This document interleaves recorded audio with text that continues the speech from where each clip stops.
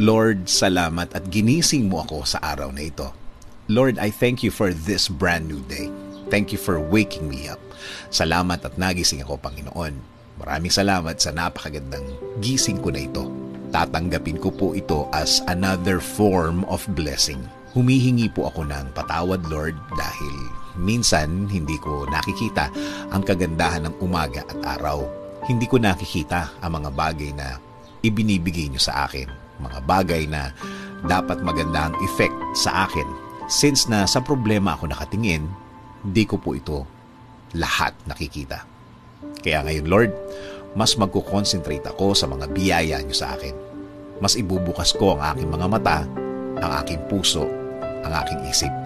Mas hahanapin ko ang kagandahan ng araw at kagandahan ng sitwasyon. Sa ganda ng mga bagay na inilalagay niyo sa aking buhay.